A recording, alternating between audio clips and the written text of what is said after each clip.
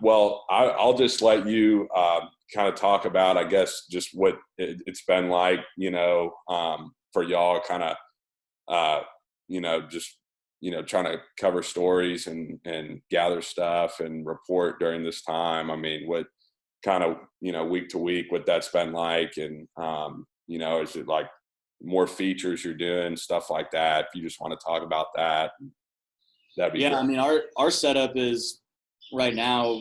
Bob, our sports director, is doing his shows from home, and then it's one person at a time. Either myself or our producer photographer Anthony is back at the station, kind of editing everything, and occasionally when it's safe and when it makes sense, going out and getting a story or something like that. But a lot of it, I mean, we're not going to anyone's houses or anything like that. The few times we've been outside, like we did a couple of golf stories where we were definitely 6 feet away, definitely social distancing. A couple things of like soon to be, well, now they're drafted, but like, NFL draft hopefuls or guys that are going to be playing football at UT soon, like Alfred Collins, Dejon Harrison, guys like that. We'll go get them training, seeing what they're doing and all that. But for the most part, yeah, I mean, a lot of it is kind of like this, how we're just Zoom calling right now. And then like I did that with Devin Duvernay yesterday after he got drafted, and did it with some of those guys before the draft, and, maybe a FaceTime interview here and there. But like you said, quite a few features. And I think that's the stressful part of it, is there's no games to kind of like do a feature here and there and then let it, that fills a little bit of your time, and then you can kind of add in different things to make the sportscast look different in terms of stories here and there. Now it's like, it's a good thing we've been doing features for a long time because we're sort of relying on them. But I think that's actually been kind of fun.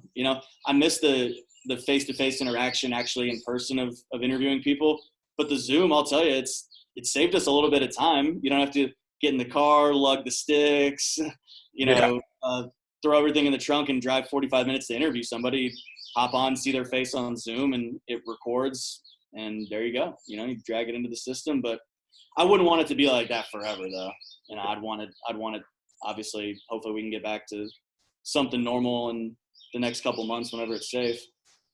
Yeah, no, I know. And so like for y'all, I know that we joked about the Greg Brown, the interview the other day when it like cut out. But I mean, is that for like, as far as, kind of the challenges y'all have had to work through, has it mostly been just stuff with Zoom and like technology probably? Yeah, it's definitely technology where, I did a Zoom with Malcolm Roach and it looked different than the Zoom I did with Greg Brown. And then, like you said, Greg Brown cut out in the middle of a great answer. And then it cut away to, Anthony's face on there, like, where'd he go? Yeah. Which obviously that would never happen if you were interviewing somebody in person. You would have some other issues with the camera that might potentially come up. But I think it's, it's technology. It's awesome. We love it, 9 times out of 10, but then sometimes it'll get you. But the good thing is, I mean, Zoom, at least for me, has been excellent and holding up well. And the audio typically sounds good. The video sounds good. Yeah, there's a few things here and there. Like I said, it cutting out.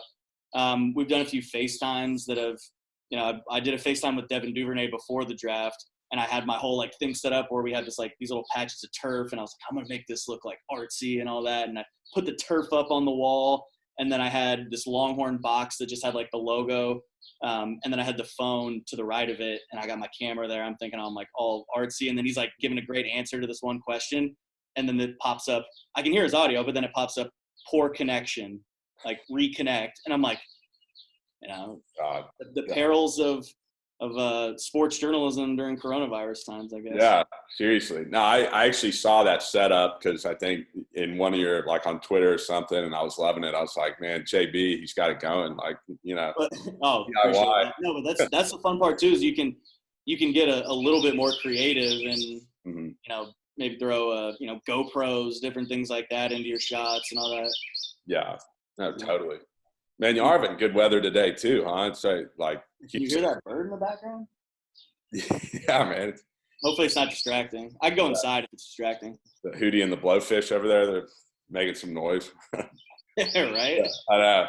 Oh my God. No, but so I know too, also like the high school, the spring sports season has been canceled and all that. So, I mean, have y'all done stuff with many high school athletes or coaches just on through Zoom and stuff like that? Features. Yeah, a lot of so Pflugerville ISD was one of the first ones to do that Be the Light challenge, where they leave the lights on to, honor the senior class. And I know at Vandegrift they kept the lights on at Monroe Stadium over there for 20 minutes to honor the class of 2020. Westlake did the same thing.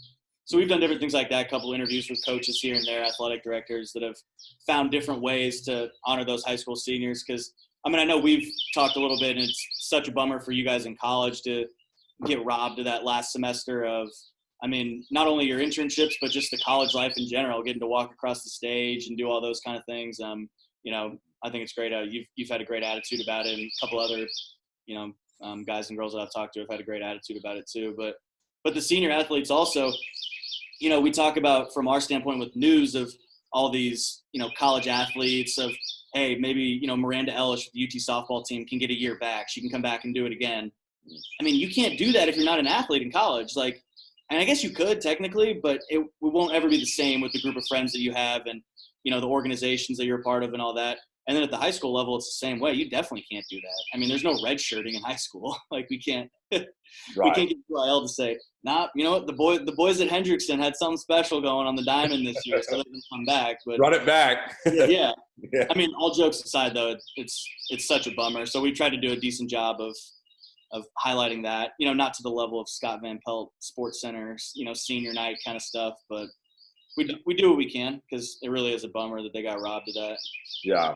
No, have y'all done anything on air, like for the shows, like the Sunday shows, any like new segments during this time, or have y'all, has Bob done anything? Or so Bob's done, I wouldn't really say like new full-on segments, but for a while Bob was doing trick shots, golf trick shots and stuff. You'd have, like, I know, golf teams like the UTSA golf team sent some stuff in. Some of the golfers from around Austin and stuff would send their goofy trick shots in, and there were some really good ones. Like somebody had one out on the patio where they chipped it, and then their dad was grilling, and he hit the golf ball off of the spatula into a red Solo cup there or something like that.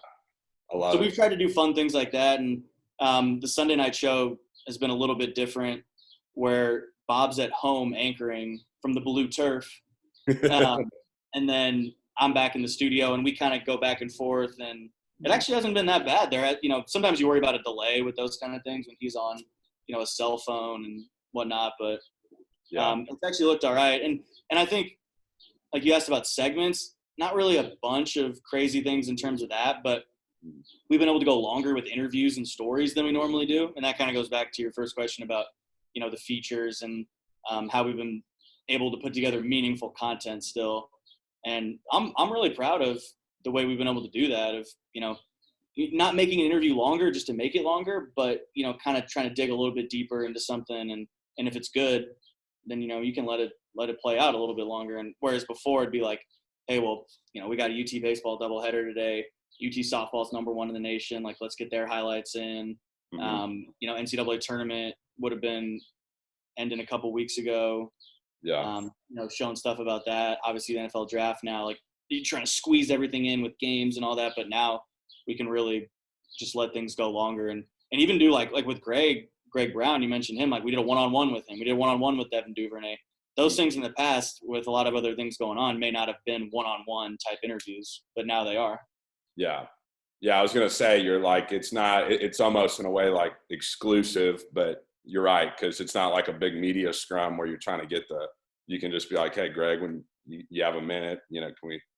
Yeah, it's been nice. Just more, just talk back more, kind of more personal than it would be otherwise.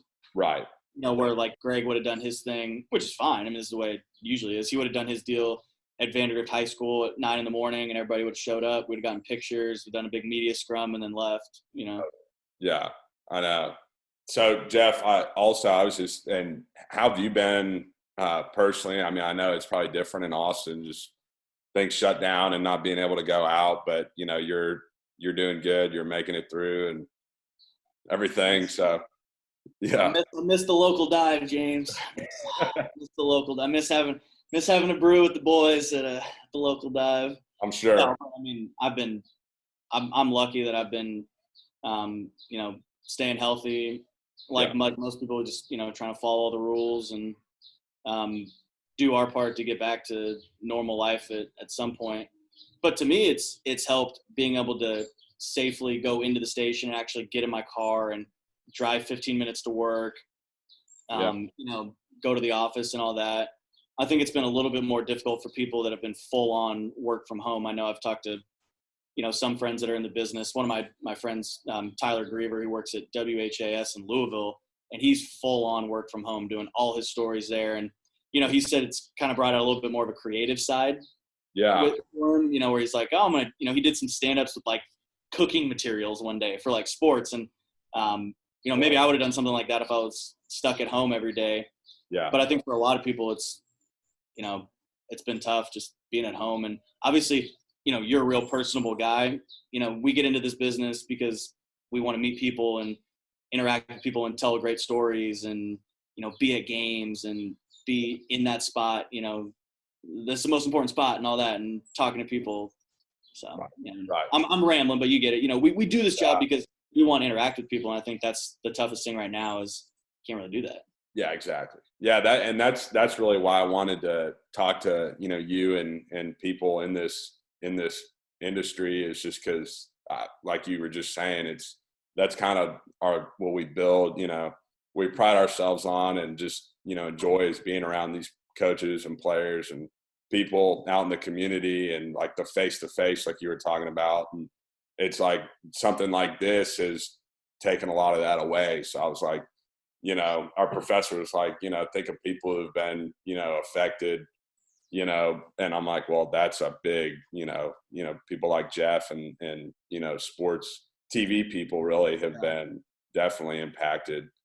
I got to shout out I don't know if this is worth any use for your story or anything, but just our news people, they're the ones the reporters mainly that are working from home, but then also going out on the, they're not on the same level, obviously, as like a frontline healthcare worker or anything like that, but they are going out there and at times putting themselves in, situations that, are maybe not like the absolute safest, to get a good story and to keep people informed and all of that. So, just got to shout out to them, because the job that they're doing, even just providing people important information, actual information and not sensationalizing things and all that, like, it's just super important right now.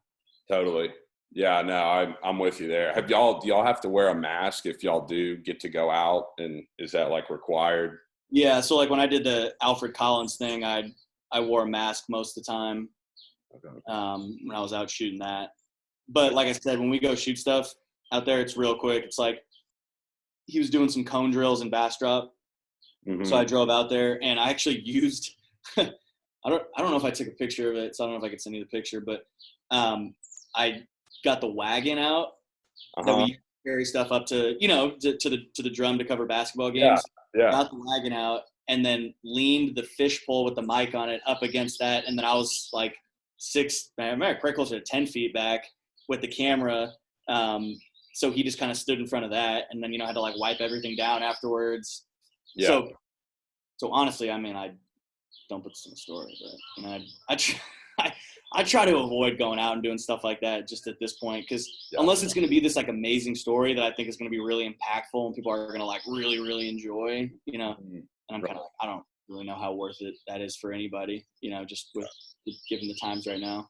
I see. Yeah. And y'all are basically on like the same timetable as everyone else. Is that kind of the thing? Like y'all won't be able to really go back to normal and being at the station and all that until everything's lifted, kind of? Yeah, I think our reporters are working from home at least through May 8th, which would be 26 today, which would be another week and a half at least, probably. Okay, I see. And that's probably, there all these news stations and companies and, even outside of TV are going to be going just overly cautious, I'm sure. Totally. But I think for stations across the country, it's just going to depend upon, when your local governments, your city, your state, when they decide to open up, because Texas seems to be on its way to opening up quicker than maybe like a California or, other states like that.